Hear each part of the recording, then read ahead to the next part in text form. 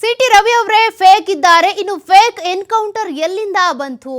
ಹುಚ್ಚರ ಕೈಯಲ್ಲಿ ಕಲ್ಲು ಕೊಟ್ಟಂತೆ ಬಿಜೆಪಿಯವರು ಮಾತನಾಡ್ತಾ ಇದ್ದಾರೆ. ತಲಾ ಒಬ್ಬೊಬ್ಬರು ಒಂದೊಂದು ರೀತಿಯಾಗಿ ಮಾತನಾಡ್ತಿದ್ದಾರೆ, ಹೇಳಿಕೆ ಕೊಟ್ಟಿದ್ದಾರೆ. ಬೆಳಗಾವಿಯಲ್ಲಿ ಕಾಂಗ್ರೆಸ್ ಶಾಸಕ ವಿನಯ್ ಕುಲಕರ್ಣಿ ಈ ರೀತಿ ವಾಗ್ದಾಳಿ ನಡೆಸಿದ್ದಾರೆ. ಪ್ರಹ್ಲಾದ್ ಜೋಶಿ ಅವರು ಸಿಟಿ ರವಿ ಅವರನ್ನ ಫೇಕ್ ಎನ್ಕೌಂಟರ್ ಮಾಡೋದಕ್ಕೆ ಟ್ರೈ ಮಾಡ್ತಿದ್ದಾರೆ ಕಾಂಗ್ರೆಸ್ನವರಂತ ಏನ್ ಆರೋಪ ಮಾಡಿದ್ರಲ್ಲ, ಆ ಹೇಳಿಕೆಗೆ ವಿನಯ್ ಕುಲಕರ್ಣಿ ತಿರುಗೇಟು ಕೊಟ್ಟಿದ್ದಾರೆ.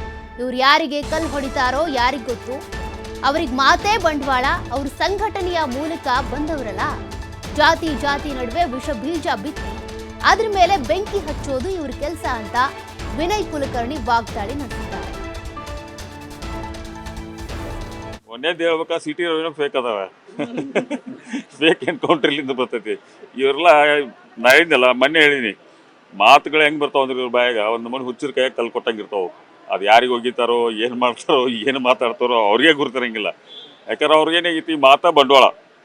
ಅವ್ರು ಯಾರು ದೊಡ್ಡ ಸಂಘಟನೆ ಮುಖಾಂತರ ಬಂದಂಥವ್ರಲ್ಲ.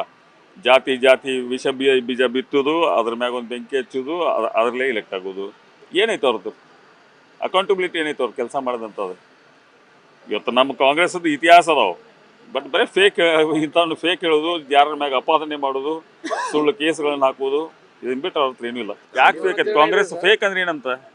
ಅಲ್ಲ, ಕಾಂಗ್ರೆಸ್ ಯಾಕೆ ನಕಲಿ ಅನ್ನಕ್ಕೆ ಏನಂತ? ಗೋಡ್ಸೆವಾದಿಗಳು ಹೇಳೋರು ನಕಲಿ ಕಾಂಗ್ರೆಸ್ ಅಂತ ಹೇಳಿ. ನಾವೆಲ್ಲ ಗಾಂಧಿ ಫಾಲೋವರ್ಸ್, ಅವ್ರೆಲ್ಲ ಗೋಡ್ಸೆ ಫಾಲೋವರ್ಸ್ ಅಷ್ಟು. ನಾ ಹೇಳತ್ತಿಲ್ರಿ, ಅವ್ರ ಬಾಯಿಗೆ ಬರುವ ಅಷ್ಟೇ. ರಿಯಲ್ ಫೀಲ್ಡ್ನಾಗ ಏನಿರಂಗಿಲ್ಲ. ಬಟ್ ಇಂಥ ಮಾತುಗಳು ಬರ್ತಿರ್ತಾವೆ.